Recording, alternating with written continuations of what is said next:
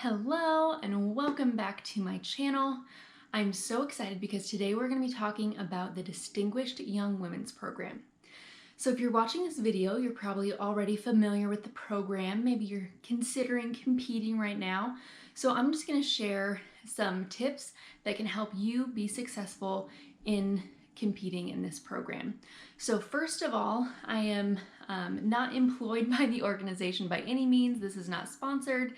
I'm just a person who has competed in the program and continued to volunteer with the program. So this is all just my thoughts and experience from my time with the organization. So a little bit about my background. So I grew up in a small town that was huge about the DYW program. So back in my day, it was called the Junior Miss program. They've since gone through a name change, and it was hugely popular in my town. Everyone came out to watch the girls compete. For those of you that may not know, the DYW program is a scholarship program for girls who are juniors in high school. And so I watched my neighbors compete, my sister, my friends. So by the time I became a junior, I knew I wanted to get up on that stage and participate like I'd watched so many girls do before me. So I was lucky enough to take home the title of Colfax's Junior Miss in 2008 and go on to compete at state that summer. And then I think I took my freshman year of college off from volunteering, but then I came back and have been volunteering with the program ever since, so 10 plus years. So I've worked on the local level. I worked my way up to co-chair of my local program.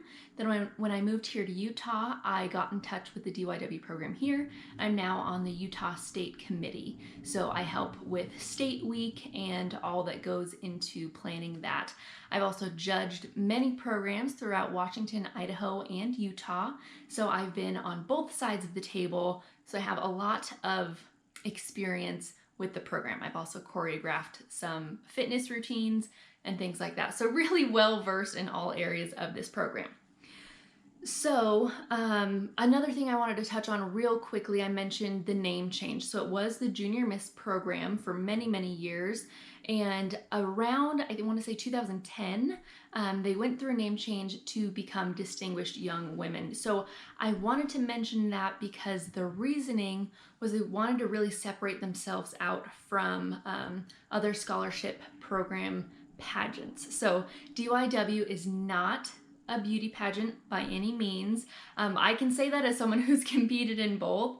They are very different. So the DYW program, there is nothing in the judging or scoring that has to do with outward appearance. It is all based on your scholastics and your performance in each of the judge categories, nothing to do with outward appearance. So that's something I love about the program, and I really wanted to throw that out there first. This is not a beauty pageant. This is a scholarship program. So let's jump into each section of the judged categories, and we'll go into a little bit deeper. The first one I wanted to start on is the interview, because this is the most important part. Okay, in my opinion, it's most important because interview is usually done prior to any on-stage category. So this is really your first interaction with your judging panel. Now, DYW interviews are 10 minutes long, which I think is a great amount of time because even if you come in with a little bit of nerves, it gives you enough time to get comfortable and really get in the rhythm with answering your questions. So just one thing you really want to remember in interview is this is not a test. We're not trying to trip you up. We're trying to get to know you. So a lot of questions that you may get in the interview, I will have like my top 10 most asked interview questions on the blog. I'll link to that below. But they're mostly going to be about you. Tell us about yourself. Where do you see yourself in 5 years? What's been the most impactful volunteer service experience? Again, with DYW, you're filling out a bio. So before even going into your interview, you've given them about 2 pages of data and things about you, a list of your favorite things, some of the activities you participate in, some things about your family, if you have pets, brothers, sisters, things like that. So you're really giving them a lot of data before you even enter the room. And again, it's stuff you already know because you filled out this bio. So that's another reason not to be nervous. We just want to know more about you. So just remember, you are the expert when it comes to you, what you believe, and what you think about certain things. So just be confident in that. No one knows you better than you do. Finally, on your bio, make sure your bio is complete. Do not leave off any empty spaces. I'm not gonna lie, I am that judge. If you skip an entire category filling out your bio, that is what I'm going to ask you about, because we want to get to know you. Don't omit information. Even if maybe it's like, well, I don't read a lot of books. You write that as your favorite book. Just explain it to me. We want to get to know you so that we can come prepared with questions to ask you. So if you're not giving us information about you, it makes it a lot harder. And for me, at least as a judge, that's usually when I may start throwing out current event or political questions a little bit more, is if I don't have a lot to go off of on your bio. So if you make your bio super intriguing and we just want to get to know you, we're probably going to ask a lot more questions about you and a lot less questions about things you may not have any background info on. So one last thing on bios that I wanted to touch on is when you are participating in this program as a judge, we're looking through everyone's bios, and you want to do little things to help yourself stand out. Now, I'm not saying that you lie and tell us you speak a different language that you don't speak. I don't want to see anything like that, but we really want to get to know you and what makes you unique. So maybe if it's even just a little thing, maybe you're well known in your family for telling jokes at the dinner table. Maybe under special interest or activities, you say something like stand-up comedian in training. That's something that to me as a judge is going to stand out on your bio and be like, oh wow, that's interesting. I want to know more about that. So that's a great way you can kind of help lead the interview in a way you want to go, is just really highlight those things that make you different, that make you unique, and that are really going to stand out from other people's bios. Okay, I'm going to do a whole separate video that goes more on what to wear for your DYW interview. So I will leave that off for now, but I will do another video for that coming up because I think that is something we can spend a lot more time discussing. So moving on to fitness. As I mentioned, I have choreographed many a fitness routine for the DYW program. And just one thing to know, you do not have to be a dancer to be successful in the fitness portion. So one thing you want to work on the second you fill out that paperwork saying that you're committing to competing, you need to start practicing your push-ups, practicing your sit-ups, and stretching. Do not leave this till the last minute because let me tell you just a quick short story. Growing up, I was a gymnast, I was a cheerleader, I was very, very active. But when I got to the state program, I met a dear friend who I'm still friends with today, Cheyenne Shank. Shout out Cheyenne if you're watching. I saw her stretching when I was at the state competition, and this girl was a rubber band. She could do splits every which way. And I was like, oh, I'm a gymnast. I should be that flexible. So anytime I wasn't on stage, I was in the splits. I was stretching. You want to know what ended up happening? I ended up pulling a muscle while I was at state because I was trying to keep up with Cheyenne. You know, me and Cheyenne have different strengths. I should not have been focused on doing as good of splits as her. I was already there. I was already at state, and I ended up hindering my performance because I overstretched and pulled a muscle. So you don't want to leave it to the last minute. Be doing that consistently, even if it's like 10, 20 a day leading up to the program, you'll really be able to see the difference. Now, on that onstage routine, I know for people that are not dancers, that are not used to working in 8 counts, it can be very confusing. But let me tell you, as a judge, just focus on learning the routine enough that you can do it on stage without any major mishaps. You know where you're moving and what formation and things like that, but don't feel like you have to put on a dance performance because there's so many of you on stage. You basically just want to show that you can keep up, you know what you're doing, and then when you get to your individual portion of the routine, that's when you want to turn it on. That's the few 8 counts you really want to get down with the best push-ups you can do, the best sit-up you can do, and all of that, because that is the main portion when we do a lot of our judging. We're going to be watching when you're in the group setting, but that's really just like, oh wow, that kick stood out, or like, uh-oh, someone forgot something in the back. It's really just those little things like that. The main portion of the fitness judging comes in your individual routine, so really focus on that. Okay, next up we have the talent portion of the program. So this is 90 seconds of you displaying your talent on stage. So this is something that can deter a lot of girls from competing, and it shouldn't. Let me tell you why. This is a portion of the program where you can be as creative as you want to be. A lot of people think, if I can't sing, dance, or play an instrument, I don't have a talent.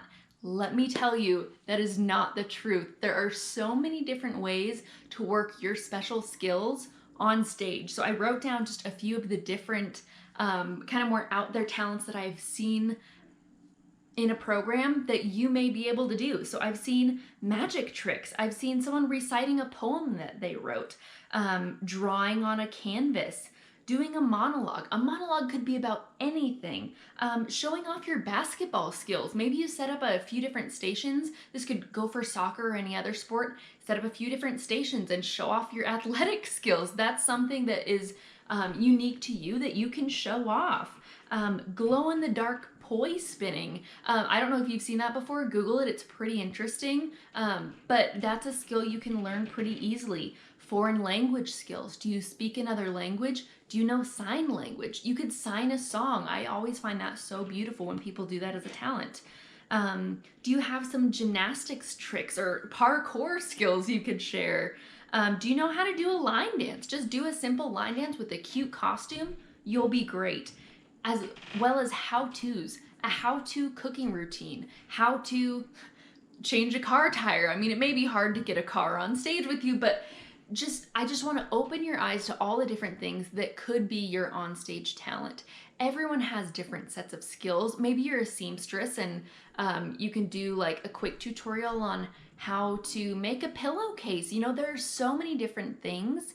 And also, with the judging of the DYW system, everything is pretty even. I believe scholastics is most, interview is next, and then all the onstage judged categories are the same percentage. So everyone's gonna have a strength in a different area. If you get up there and do a really cute, clean line dance with a costume that goes with your music, you may not win talent, but there's enough people that I have seen win a competition or win scholarship money because they've been consistent in all categories. So I think some people get caught up on, my talent has to be show-stopping so that I win. But just know, in competing, even if you're not strong in every single category, if you are moderate in all categories, there's still opportunity to win scholarship money. So please don't let not having a talent, perceived onstage talent, keep you from competing. Okay, self-expression, previously known as poise. This is always one of my most fun parts of the program because I love the fashion, I love the elegance that this portion of the program puts on. So they have shortened this portion of the program quite a bit. There used to be a lot more, walking on stage and formations. In most programs now, it's like you walk out in one circle, you get in line, and then they call you up one by one to do your self-expression question. So a lot of programs, you will be doing a question that you've received. Some do day of, some do night before. Some programs I've seen, you get a different question Monday through Friday at practice, and then at the program on Saturday, it's one of those questions. But a lot of times you will have heard the question before, so hopefully it's something that you're really comfortable and confident with. I should touch on gown real quick. So gown for self-expression, they have made a lot of changes to this, so please make sure you check with your local program so I'm not giving you incorrect advice. But it is T-length dresses, so it should hit right below the knee. And there's a lot of leniency with this now as far as, do you want to do a business attire dress, maybe even the dress that you did your interview in, they want you to be able to do it in either place, or you could do more of a formal gown type dress, but one that is cut to T-length. So I would say you're not going to be judged on your gown per se, but you do want it to be something that stands out, that matches your personal style, and that is flattering to your figure and your body type. So especially because in this portion of the program, you'll be wearing probably a 1 to 2 inch, a shorter heel. You want it to be something that you can move comfortably in. If you're not someone who's comfortable walking in heels, then a dress that has a little bit more body to it is going to be more forgiving with those movements if you're not comfortable in heels. If you are a rock star in heels, then it doesn't matter quite as much. You could do a more fitted dress, nothing like bodycon or anything like that, but a nice like Calvin Klein interview type dress. So with your onstage question and self-expression, they want to keep it around 60 seconds. Again, this is not something to stress. Don't practice timing yourself. You really don't want this to sound rehearsed, but you want it to sound confident. So something that I think is really helpful in this scenario is if you know the question or know what kind of questions it could be, just have some bullet points. So let's see, maybe if the question is, what's been the most impactful service project you've ever taken part of? You want to know before you get on stage, what is that service project? And then maybe 1 or 2 bullet points that you want to share, maybe a specific story or a skill that you learned. So you'll have those 3 points in your head, but then when you get on stage, you'll be able to more fluidly move through your question, hitting the points that you want to hit, but it will sound authentic. It will sound from the heart. You want to make sure that you know what you're going to say and you feel confident in it, but don't practice it to the point where it becomes no longer genuine. Okay, and the last part that I didn't touch on as much is scholastic. So of course, this is a scholarship program. Your grades and test scores are taken into account. But let me tell you, as someone who graduated high school with a 3.5 GPA and an average SAT score, I was still able to win my local program. Again, that goes back to being consistent in all areas. I was not a trained dancer by any means. I'd done gymnastics for many years and I was a high school cheerleader. So I was comfortable and confident in moving my body and, rhythms and things like that. But I choreographed my own dance routine. Looking back on it, it was really nothing spectacular, but I did well in interview, which is something I could practice. I was very active, so fitness was not a problem for me. And I was confident on stage. So being consistent in all areas many times is enough to help you win the program. And in other times, you'll stand out enough in a certain area that you're still getting scholarship money. And that's what we're all here for.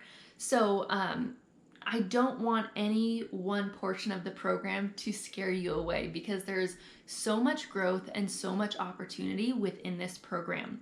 So with that being said, my advice, if you're still on the fence, just do it. It is such a great program. I have yet to meet a single person that gets to the end of the process and says, yeah, I wish I hadn't done that.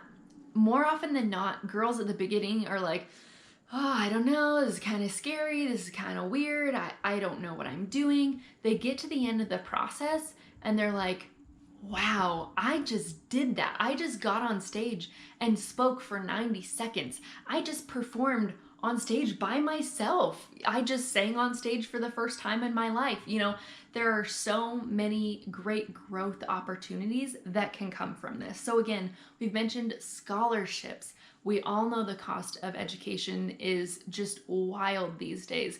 The scholarships from this program are incredible. You'll want to look into your local program and see for the specific dollar amounts. I cannot speak to that. It's all based on the program and how they run things as far as how much scholarship is available. But as you get to state and especially the national level, the scholarships available are enormous. And then even as a participant, there are universities that offer $1,000 to $5,000 scholarships just for having participated in a local program.